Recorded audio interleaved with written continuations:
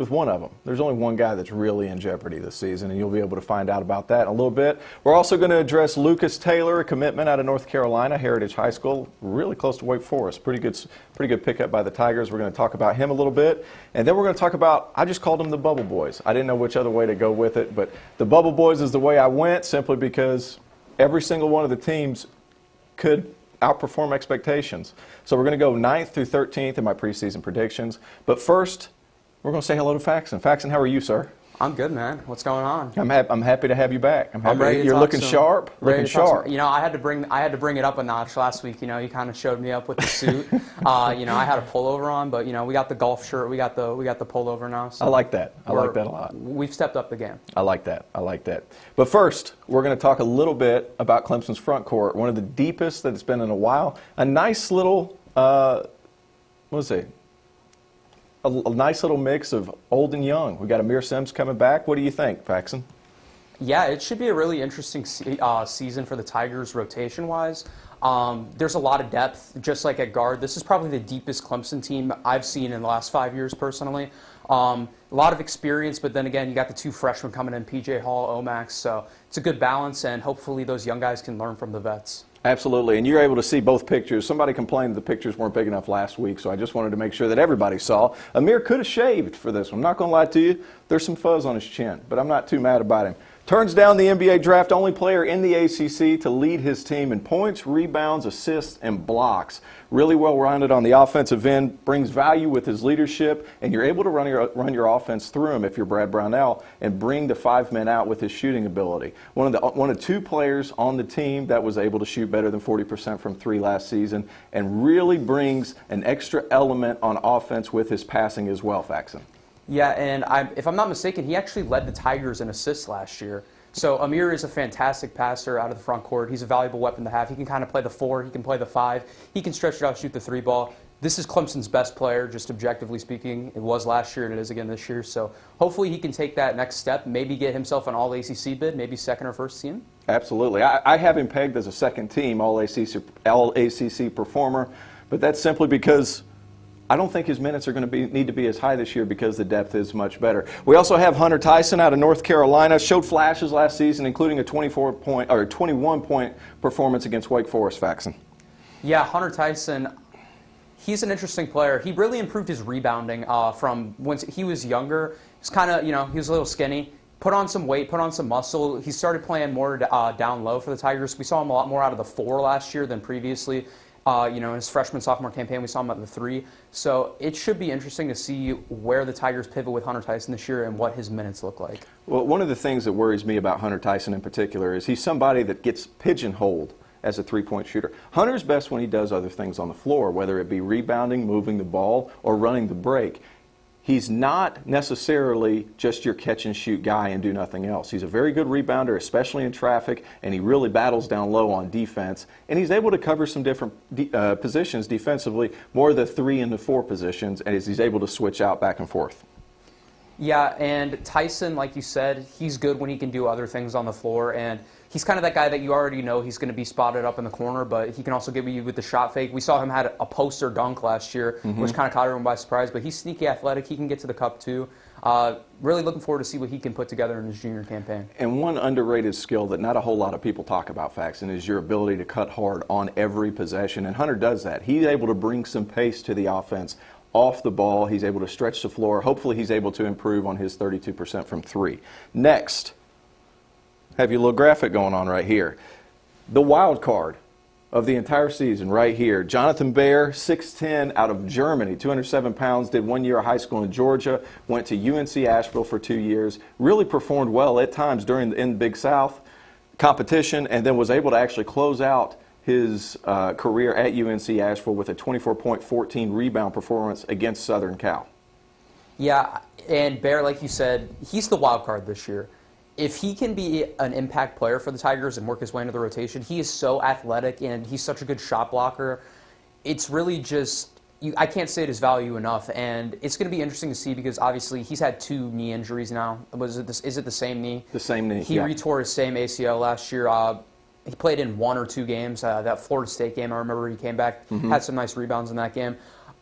I'm really interested to see if his burst is still there as an athlete from what we saw last year, even coming off of one torn ACL. And I'm interested to see what his role is in the team to start the season, and if he can work his way into more playing time. I think he competes with Hunter Tyson from the get-go as far as trying to get a starting spot. He has been very good in the past, especially his first redshirt year when he transferred from UNC Asheville, was just explosive in practice, was able to guard multiple positions. At 6'10", was able to pick up the point guard in a lot of practices, and just has an ability also not only to cut off the ball, that's where he's best, is cutting off the basketball and getting backdoor dunks and layups and really attacking the rim, but he's also capable from three-point land as well. Next, P.J. Hall, hometown kid, the hero, Dorman High School. You might know a little bit about Dorman High School, Faxon.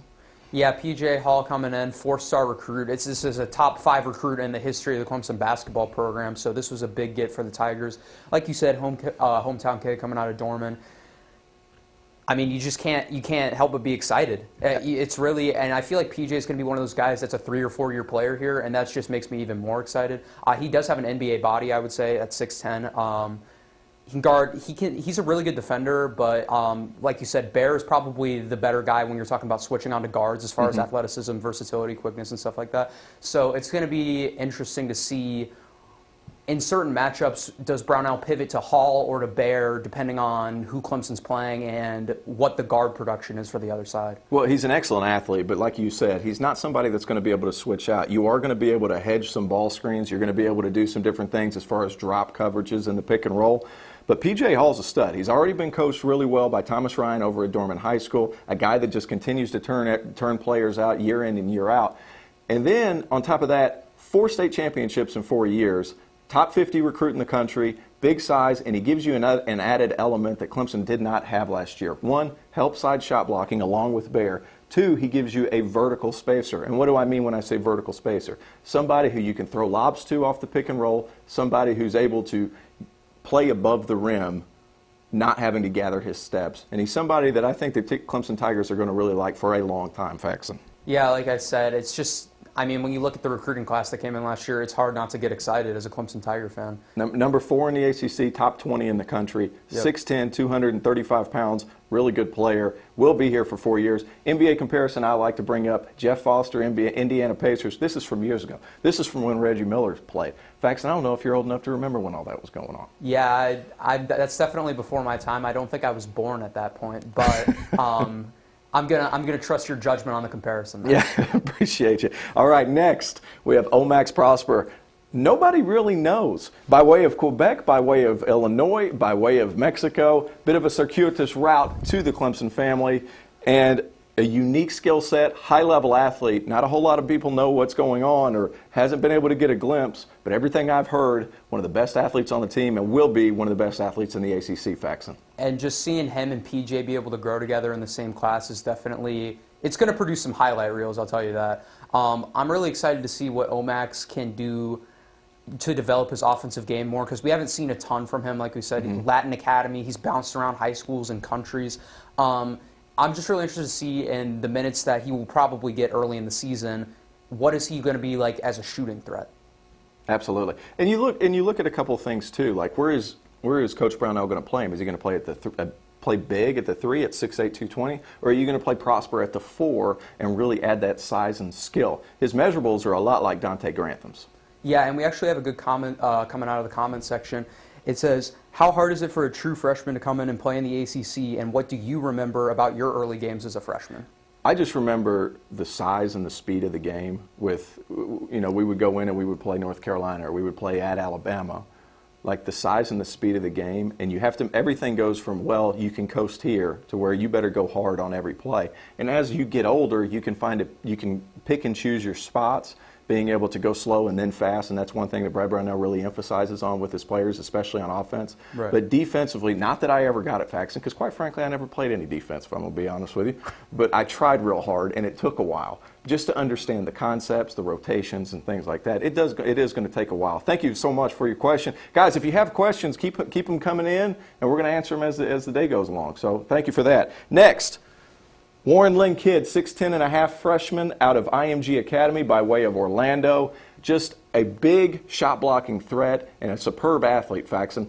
this is a big get for the Tigers. I feel like Clemson hasn't really had that marquee center in a while, and, you know, with the way basketball is going, people might overlook the need for a big man, but in college basketball specifically, you still need a big man to succeed. You need a guy that's going to go in there, he's going to block shots, he's going to get rebounds, and I feel like Warren Lynn Kidd might not see the floor a ton this year, but in the future, this is definitely the center of Clemson's future. Well, the original plan, from my understanding, was for him to redshirt. Yeah. But now it's a free year anyway, Paxton. Yeah, it's iffy with the eligibility, so might as well play if you might get an extra year eligibility. But yeah, he reclassified, if I'm not mistaken, correct? He did. He was supposed to be he was a top 50 player in the 2021 class, and then after all this COVID stuff happened, he decided, well, I'm just going to go ahead. I'm going to play with Amir Sims in practice. I'm going to learn from him every day. And I think it's going to be a really good thing for his development. He just brings an element of size.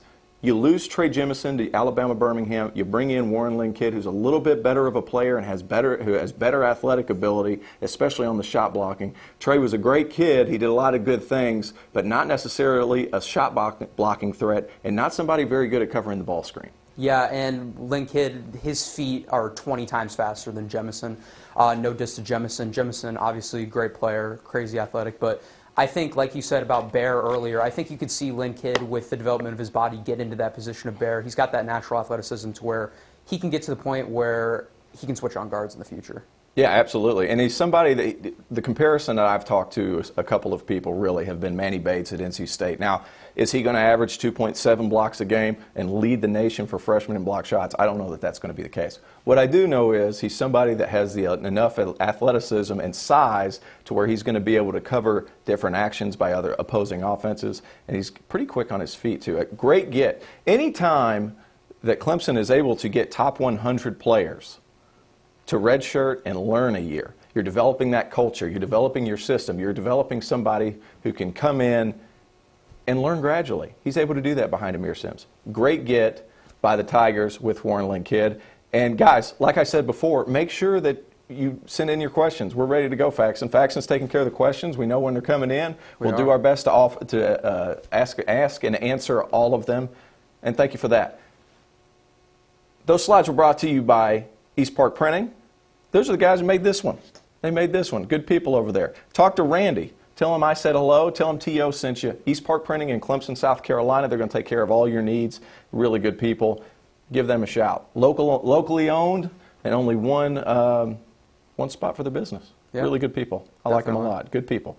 Yeah, we're going to take a little question. We had a question during the week from Connor Edwards. How do you think the Tigers manage the front court? Will Sims move back to the 4? Where do you see Bear and PJ? What type of rotations could we see? What do you think, Faxon? Wow, that is a loaded question. It's a lot. It's a lot. So let's take it from the beginning. So how do you think the Tigers manage the front court as far as the starting lineup and rotations? As far as the starting lineup, I'm assuming that we will see Amir Sims at the 5 to start the season, if I had to guess. And we will see one of P.J. Hall, Olivier Maxime Prosper, or Hunter Tyson at the 4 to start the season. And then, obviously, we talked about the backcourt last week. That's going to be Newman, Trapp, and Dawes. That's pretty much set into stone. No reason to waver from that. But I do not think Sims will move back to the 4 immediately to start the season. But, like we said earlier, Bear is the wild card. So if Bear's coming in and he's killing it in these early minutes and he's looking like his former self, he's blocking shots everywhere, he's grabbing rebounds, I think we could see Amir Sims move to the 4. Yeah? Yeah, I think it could happen, especially when he plays with P.J. Hall, if that happens. Yeah. Warren Lynn Kidd could slide in at the 5 as well, since you don't have to redshirt him now. Everybody gets that extra year of eligibility. I think that Sims, you have to be careful with putting him at the 4, because that's not necessarily where he is able to be most effective, especially on the offensive end. He's most effective when he's dragging 5 men out. You saw an example of that last year when the Tigers played Georgia Tech. You bring James Banks out on defense, and he can't protect the rim anymore. So the more you bring guys out like that. And especially when you consider that Sims is a really talented passer for his size. He's got really good ball skills. It's super valuable to be able to play that 5 out and be able to hit. I mean, I saw Amir Sims hit Newman on a backdoor cut 50 times last season. And when you have, like you said, especially if he's starting alongside Hunter Tyson and John Newman, 2 players that are going to cut hard on every play, I think you're going to see a lot of Amir Sims at the 5 this year. But maybe if you, like you said, you have PJ, Warren Linkett, Bear, these guys coming in off the bench, you might see Amir slide to the 4 for those minutes, but I don't think that's like a permanent type thing. I agree with you. Well, you got to think, too, like Jonathan Bear, his best actions are off the ball cutting, and he is a capable three-point shooter. So it kind of makes it a lot easier for him with playing somebody with him, like Amir. Yeah. So hopefully he'll be able to see that more and more. Question: at New Jersey NJ Cowboy. Any particular matchups that you're looking forward to in the coming season? What about you? Do you have anything in particular? It's always fun to play North Carolina. Yeah. I'm always looking forward to that game, and I can't help but get excited for the Duke game this year. After we saw what happened last year, Clemson pulled the upset. I was at that game. Insane environment. Clemson's going to travel up to Cameron this year. It's going to be a rough game, but, it's Duke. It's always fun to play against Duke. Yeah. One game that I really am looking forward to, it's going to be in pre-conference, and they've already announced this game, so I'm not busting some big cat out of the bag. The Tigers are going to play Alabama in December in Atlanta, and the reason I say that is because last season, the Tigers struggled guarding the ball a little bit. You saw it against Georgia Tech with Mike DeVoe. You saw it with other cat-quick guards. Clemson had a hard time keeping people in front. Javon Quinterly from Alabama is going to be able to do some of those things and get into the gaps and penetrate and kick. And that's something that Clemson really struggled with last year. So I'm looking forward to that matchup just to kind of set the tone for the season. Yeah, that'll be a good game to gauge what we're working with for the season and gauge what needs to be done with the rotations, the lineups. And that'll be a fun game to watch. Both of those teams, I feel like, will put up 60, 70 points in that game. Right. Yeah, Alabama, I think, was 5th in the country in pace. Yeah. And I think that's really going to help the Tigers kind of adjust to ACC play rather quickly. Also, same guy, New Jersey Cowboy, or at NJ Cowboy. I got to get the Twitter names right. What's wrong with me, Faxon? I'm messing up everywhere. Also, what do you think Clemson's ceiling is within the ACC standing this year? I'll let you take that one first. Ceiling, I would say 4 to 5. I know you had them at 6 in your preseason rankings. I actually changed to 7. You changed it to 7? I changed to 7. Okay. Miami's awfully talented, and it hurt my feelings. And I'm a bit of a homer. I'm not going to lie to you, Faxon. But I actually changed them to 7 because Miami has so much coming back. Cam McGusty, Chris Like, some of those guys. We're going to address them a little bit next week. But I have them at 7. Spoiler alert. However, I do feel like everything goes right. You could basically get a walk through the first 2 days of the NCAA tournament at 4. And I agree with you. If things go right, and that's a lot of things going right. I'm talking no injuries. I'm talking Chase Hunter exploding, John Bear being great. It's a lot of positives need to happen. A 4 seed in the best conference in the nation was definitely a lot to ask for, but we've seen the Tigers do it before. 2018, finished top 5 in the conference. Could finish top 5 in the conference again, theoretically, but I think like that 6 to 7 range is more realistic, but they're not going to catch guys like Virginia. It's just not going to happen. Yeah, especially with Sam Hauser coming. It's going to be a tough year all around. I think the ACC is loaded. The ACC is loaded, yeah. I think it's loaded. I think it's old. I think that's a big difference between this year and many other years, or the past 5 or 6 years. They're a little bit older. Every team from top to bottom is older. So I think that's one of the big things. Thank you for your questions, guys. Keep sending them in. We're going to keep answering them. So Faxon's going to keep an eye out, and we'll do that. Tigers also picked up a commitment a couple months ago. Lucas Taylor out of Heritage High School in Wake Forest, North Carolina, right down the road from the Demon Deacons. Pretty good get by the Tigers. 6'6", 185 pounds, an excellent shooter, one of the best in the class, Faxon. Yeah, and when you're looking at his high school stats, 22 points per game, 5 rebounds a game, added a couple assists, a couple of steals, shot almost 40% from the three-point line. He's right at that 39 range, which is annoying to be at. You got to be having that in your head that you're not getting to that 50, 40, 90 club. But, yeah, I feel like I stayed at that 39% when I was playing. 39.6, 39.7. Beat some pretty big schools. We're talking Arizona State, Wake Virginia. We're talking Wake Forest, Virginia Tech, Ohio State, Miami, Wisconsin, Xavier. Big-time shooter, a long athlete, is going to be able to guard multiple positions. Body looks a little bit like John Newman. And the player comp that I've heard a lot of people talk about is Brandon Robinson, who just graduated from University of North Carolina. A little stiff in his actions, but a really stationary jump shot. There's not a whole lot of movement. He's going to be able to shoot at a high level in the ACC. I'm definitely excited to see what he can bring to the Tigers. Anytime you're getting a 3+ star recruit, you're doing well. I mean, he's the number 7 player in the state of North Carolina, so obviously this kid can play. It's just so many guards. There's so many guards that are going to be on this team in a few, because you got to think you're bringing in Josh Beadle as well.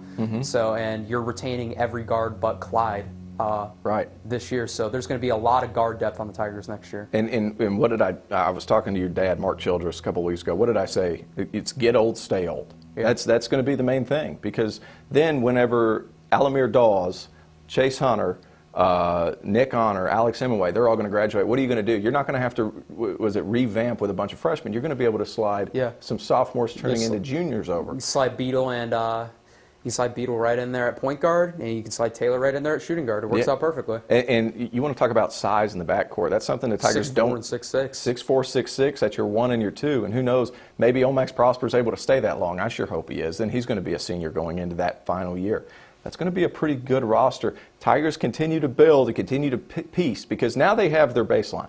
Now they have their P.J. Hall. Now they have their Omax Prosper. Now you're plugging pieces a little bit. Those guys are going to bring other guys to the program. I mean, when you see these 4 stars going flocking, if you're a 3-star guy and you're considering, I mean, Clemson beat out, this guy had 35 offers. Right. 35 offers. And came on late. And you were mentioning these schools. These are high-profile schools that I would argue have had more recent basketball success than Clemson has. So it just really shows what a guy like P.J. Hall or a guy like Omax coming into your program can do. And obviously the Sweet 16 performance 2 years ago, that doesn't hurt anything. That was going to be my next point. Anytime you're able to get a Sweet 16 performance, you're now starting to see the benefits of that. So you lose Dante Grantham and you have a little bit of a down year that following year, but you don't really get those kids to a couple of years later.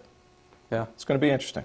It's going to be interesting. I'm excited about those guys. Welcome to the family. Lucas Taylor, 6'6", 185 wing. Welcome to Tiger Town. We need to get him here quicker, sooner rather than later, Faxon, but we're going to move on. Next, my main man Jeff Goodman came up. He has the hot seat. 3 coaches in the ACC were named. That's Josh Pastner, Jim Christian, and Brad Brownell.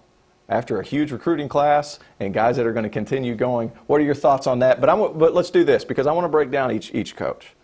I want to start with Jim Christian. Go ahead. Yeah, we're starting with Jim Christian. Yeah. Well, this is such an unorthodox situation, because there's so many factors that go into it, especially, and like we were talking about Pastner as well. Both of those guys I feel like are in a similar situation to where they're 5 game below 500 year from just being gone. And I don't feel like that's the situation with Brownell. I feel like Brownell has proven more than those guys have.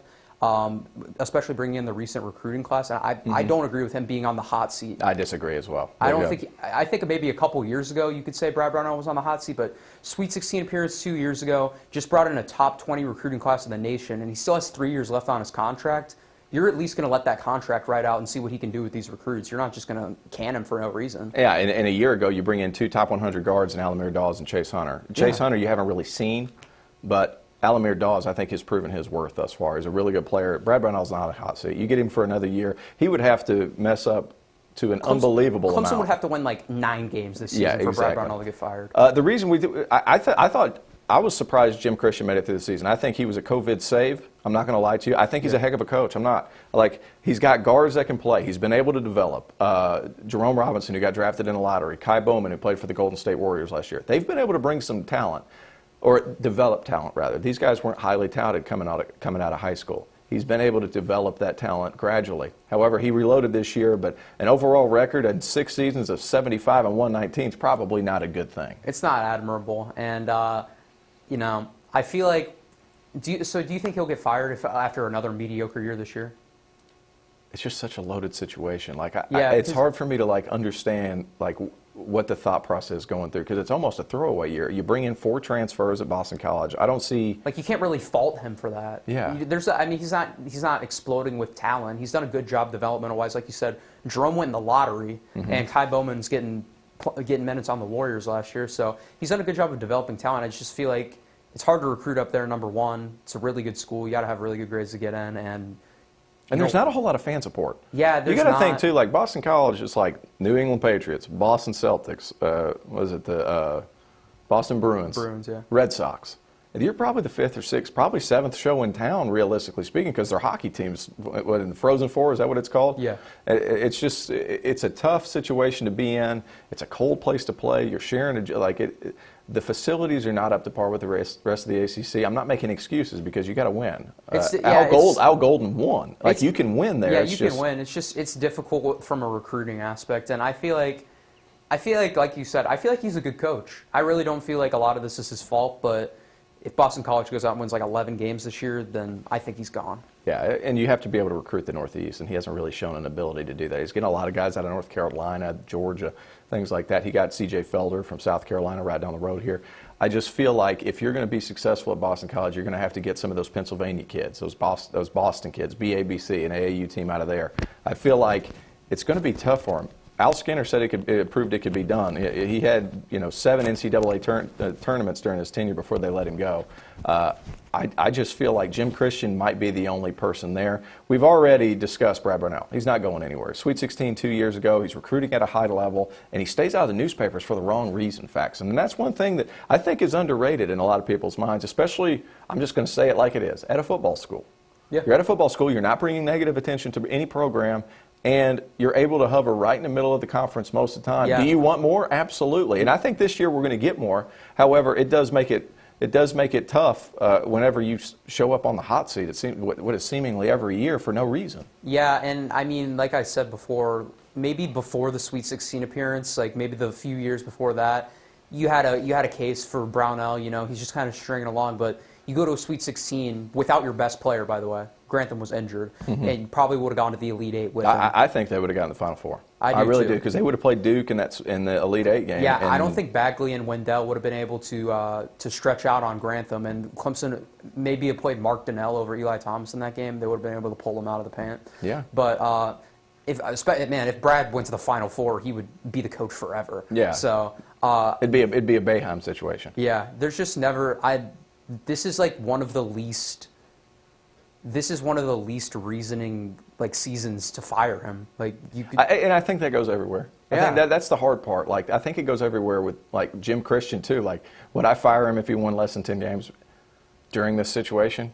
I probably still would. I'd go full Wake Forest. Yeah. It's gotten to the point to where it's like, hey, if you're only going to win X amount of games over the course of 6 seasons, you need to show some kind of progression. And quite frankly, your standing in the ACC needs to jump. Josh Pastner was another one at Georgia Tech. I don't agree with this one because I felt like they were going to be an NCAA tournament team last year. I just have a strong disdain for this team because they own Clemson. But I think Pastner's a pretty good coach. In all honesty, he seems like he can motivate his players really well, which is an underrated tool. They play super hard for him, and you can tell they enjoy playing for him. They got Alvarado, Michael DeVoe, Banks is gone now.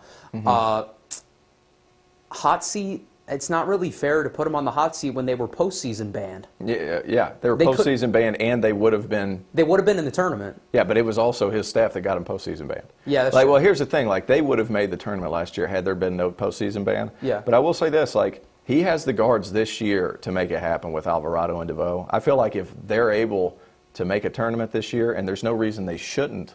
I don't see how in the world you put him on that because he's been able to build, he's been able to recruit. And Georgia Tech's a difficult job for some people. You look at Paul Johnson, he was able to kind of rig the game for football. I'm just going to bring up football right now. I'm not a football guy, but you have to kind of rig the game a little bit. And it's hard to recruit down there at Georgia's. I mean, that school's got a 9% acceptance rate, and you're battling Georgia, you're battling Clemson, you're battling Florida, all these guys in the Southeast, and you have to do something different. Yeah, you do. It's a unique, and their facilities, like we said with BC. They're not as nice as maybe a Duke, a Clemson, and these top tier schools in the conference. So it makes that even more difficult. I gotta give a hand to Pastner for the job he's done there so far. I think he's done a great job. One, he inherits a mess. Yeah. And on top of that, he's shown an ability to adapt his coaching style to his players. Mm-hmm. So if you look 2 years ago when I think it was Ben Lammers was still there, they were running a lot of elbow Princeton actions. He was a great passer, big man from Australia or something like that. Yeah. Big man, able to make passes from the high post a little bit like Amir, but with more size, but he couldn't shoot it. It was kind of a one thing, they would run offense through him. Last year they couldn't do that. James Banks wasn't capable of that. He's a pick and roll guy, and Pastner was able to play off his strengths with DeVoe and Alvarado, and he's been able to do that consistently. Look for them to have a great year. I don't see why in the world this isn't a top 10 team in the ACC.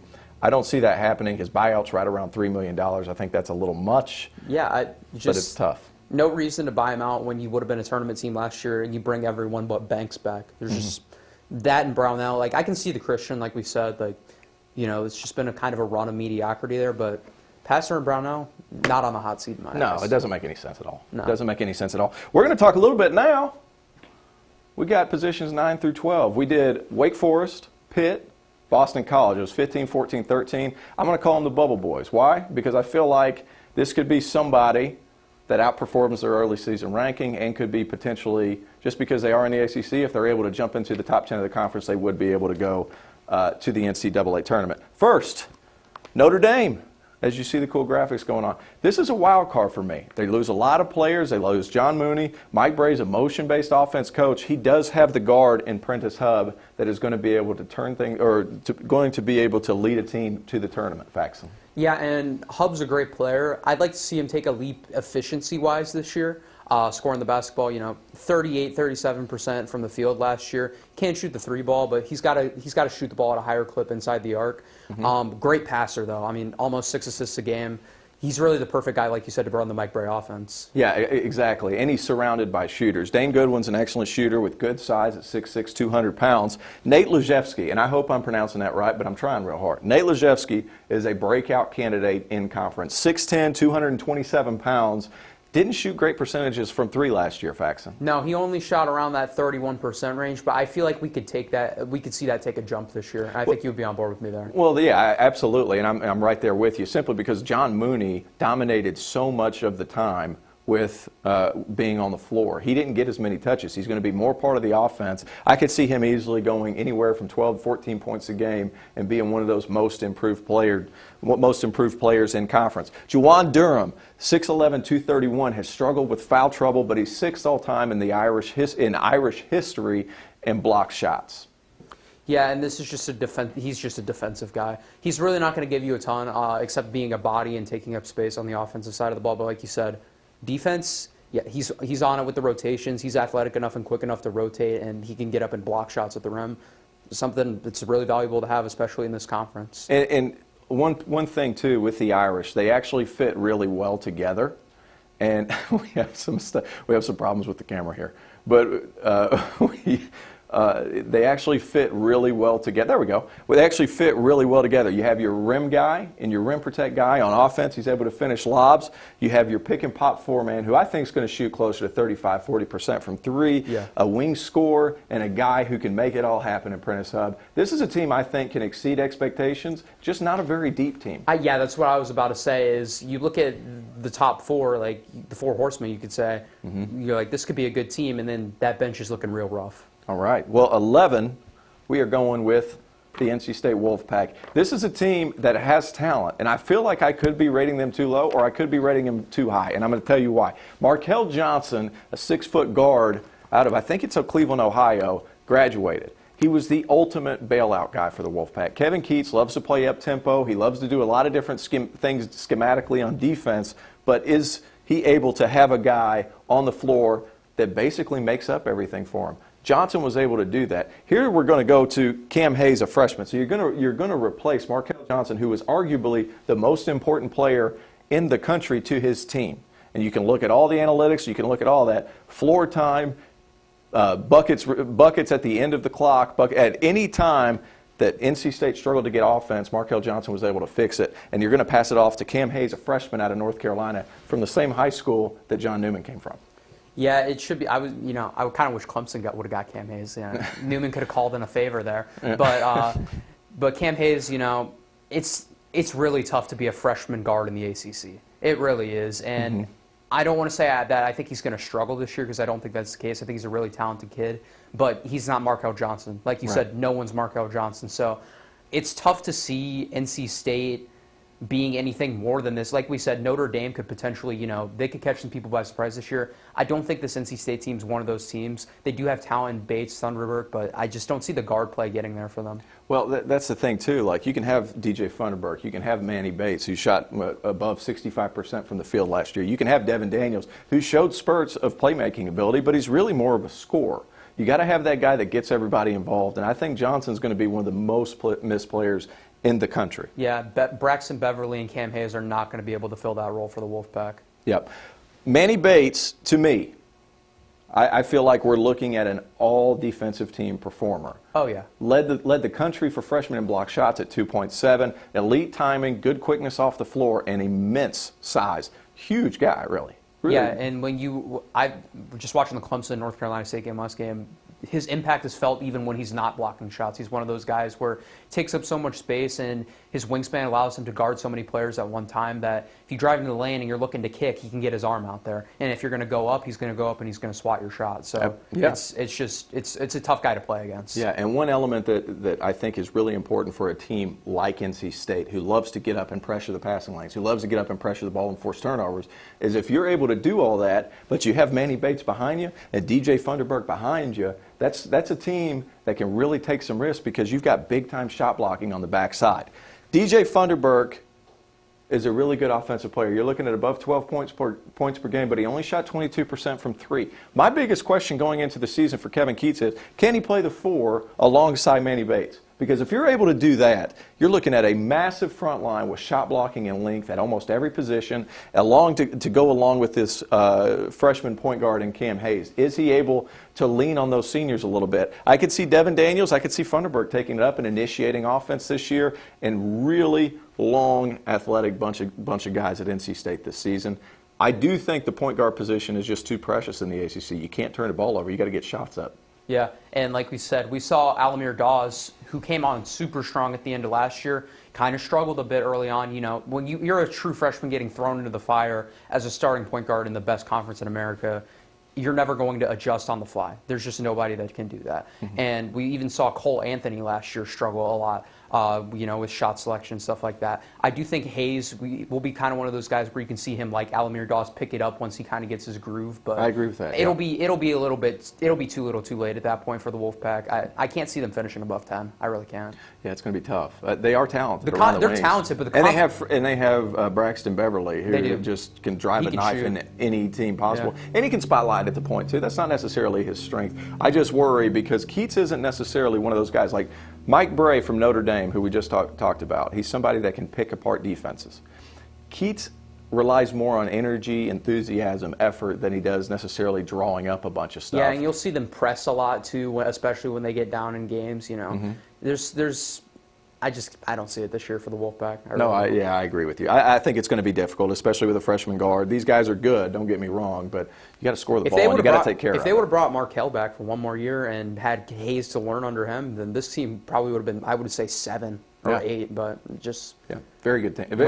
Last year, wrong timing. He just meant too much for the team. He was the whole team. Yeah, he was. And since you're not running a bunch of stuff, you're basically setting a ball screen at the end of the clock. Can Cam Hayes do it? I don't know. Do I think he's capable? Yes. I think it's going to be midway through his sophomore season before you see the real Cam Hayes. It's going to take him a little time. Next, Virginia Tech. Some shooters on that team. Jaylen Cohen, one of the best shooters in the country at only 5'10", 165 pounds, a sophomore from Walkertown, North Carolina. Excellent in situations coming off ball screens, and he's going to be able to spotlight at the point guard position some too, Faxon. Yeah, and, Jaylen Cohen, like we're talking about, fantastic player. He's still young, too, room to grow. Virginia Tech, last year they swept Clemson. They did, It's kind of a tough pill to swallow as, lost the first game of the year. Landers Nolly, I think, had 30. He's no longer on the team, though, if I'm not mistaken, right? He's no longer. He transferred to Memphis. He transferred to Memphis. And that's his third transfer, if I'm not mistaken. He transferred into Virginia Tech, didn't he? I couldn't tell you. I don't think so. I think he just redshirted. Huh, that's interesting. Yeah. So he's gone now. And I feel like that was probably their best player. Mm-hmm. So it's going to be interesting to see what they do on the wing this year. I'm interested to see that. So that was my next point right there. So Cartier Diarra, a Florence native, I do believe, from South Carolina, transferred in from Kansas State, where he averaged over 13 points a game. He gives a little yin to the Virginia Tech yang. He's a rim attack guy who can finish around the rim as a guard. He's got a big, strong body, and he's aggressive off the dribble, which Virginia Tech doesn't have a whole lot of. But an excellent player. A little bit of a wild card because he can be pretty streaky up and down, but he gives something for all these shooters. Virginia Tech had 3 players shoot above 40% and knock down some major shots. Do you have those stats right in front of you? I believe so. I think it's Naheem Aligné, Hunter Couture, Jaylen Cohen, but all 3 shooting some big-time shots. Yes, and Jaylen Cohen shot 45.7% from beyond the arc. Mm-hmm. Hunter Couture shot 40% from beyond the arc. And Naheem Aligné shot 39% from beyond the arc. Where'd you get that information right there? We're getting that information from the Let It Fly with Terrence Oglesby magazine. You can get that at LetItFlyWithTO.com. LetItFlyWithTO.com. You got all your You got all your stats in here. You got all your predictions for ACC basketball, and we'll get the schedules in there too when the schedules are updated. You can order the full version on letitflywithtio.com. Yeah, and I want to give credit where credit's due, too, because Wabisabet, I'm a little upset that he cut his hair. He used to have a mohawk, used to fire me up. Big body point guard, 3.3 assist-to-turnover ratio. Now, what does that mean? He had 3.3 assists for every turnover that he accumulated during the course of a season. Somebody who was able to take care of the ball for the Virginia Tech Hokies. And Mike Young likes to run a lot of sets. He's a lot of offense. He's actually quite different than what Kevin Keatts is, like we just talked about. There's a lot of screens, there's a lot of setups, there's a lot of calls, and he was able to pick that up on the fly in one season. He comes back for his 4th year as a grad student. Obviously, he's a smart player, and he's able to take care of the ball. If he's able to shoot the ball better from 3, he just makes him that much more of a threat, Paxton. Yeah, and this team's going to put up points, like we're saying. Very offensive-minded head coach, very offensive-minded team. Do you have some concerns on the defensive side of the ball, as I feel like their starting lineup is going to be a little small for one, which isn't a bad thing, especially when you play like they do, but the defense last year we saw was just terrible at times. Way small. Non-existent, getting bullied inside. I remember Olivier Sarr in that Wake Forest game ate them alive. Mm-hmm.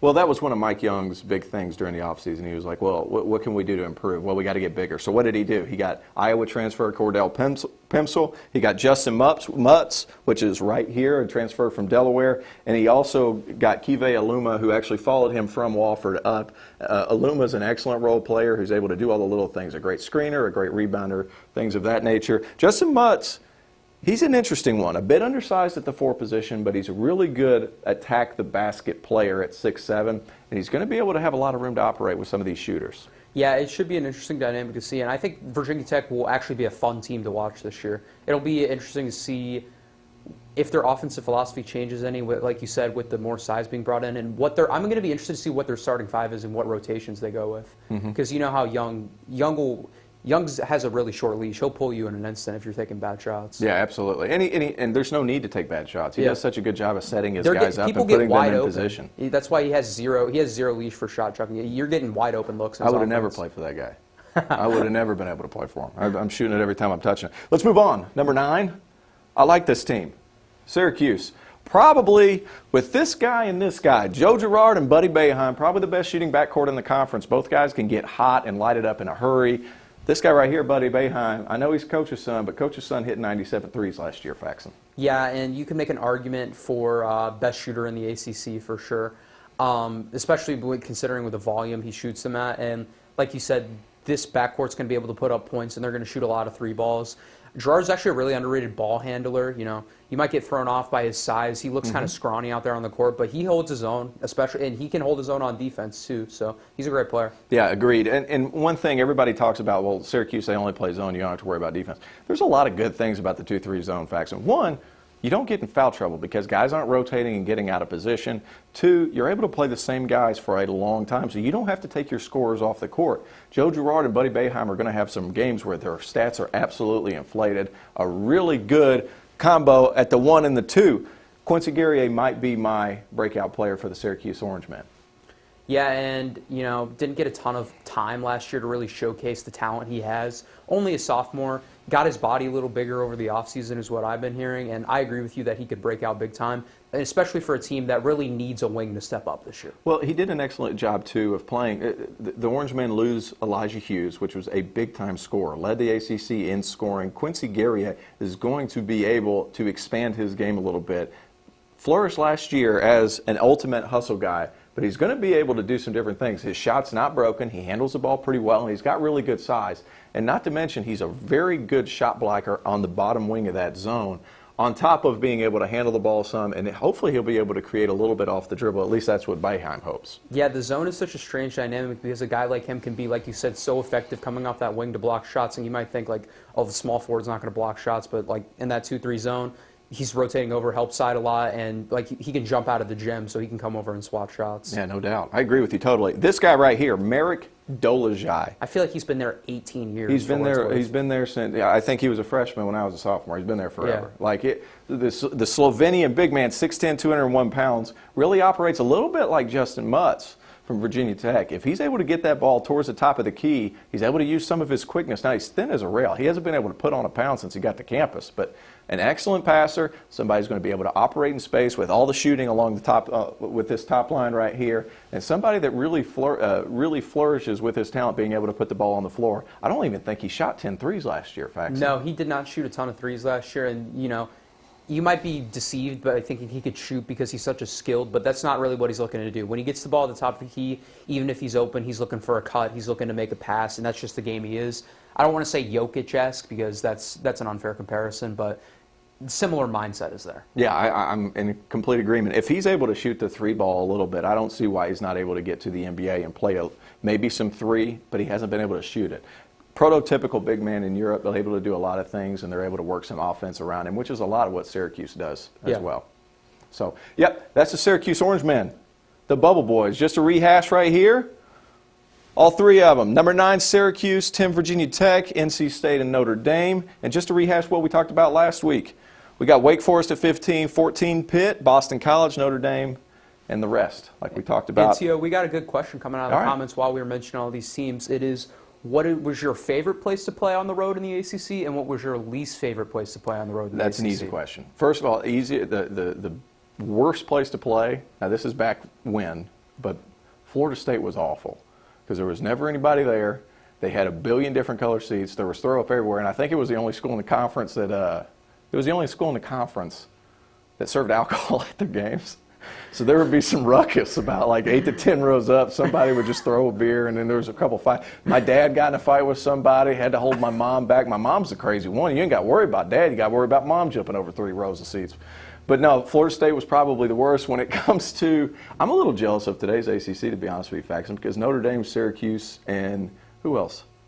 Notre Dame, Syracuse, and Pitt weren't actually in conference. Yeah, it was Maryland. It was Maryland. That was one of them. I loved Maryland. They packed out every game. It didn't matter how good or how bad. I'm excited about the Big Ten ACC Challenge just because I get to see Maryland back on the court. But if I go back to teams that are here now, oh, man. Carolina was kind of a weird dynamic because they didn't really cheer. They were just kind of there. What did Sam Cassell call it, the wine and cheese crowd? I'll hate on you a little bit, Carolina. I don't care. They don't do anything up there. They're just kind of chill until about the last 10 minutes of the game, so there's that. And then I'm trying to think. Maryland was probably my favorite, though, just to answer the question. Yeah, I really enjoyed Maryland. Boston College was fun because you kind of had to create your own energy because not a lot of people were there either. And then underrated venue, Virginia Tech. Bro. Underrated venue. It's hot as, I don't know, I don't want to cuss on this show, but it's hot. And the students, it's just a wall straight up. Blacksburg has a nice situation going on there. So thank you for your question. Who sent that question? It was Mark Childress that sent that question. Mark Childress sent that question. Thank you, Mark. Appreciate it. All right, guys. That's that. Do we have any other questions, or are we pretty much done? I'm going to scroll through some questions real quick here. We had a question earlier in the show that if Clemson were to make the NCAA tournament, what seed do you see them as? We'll see. So they get a 7 seed. You're probably looking at an 8-9.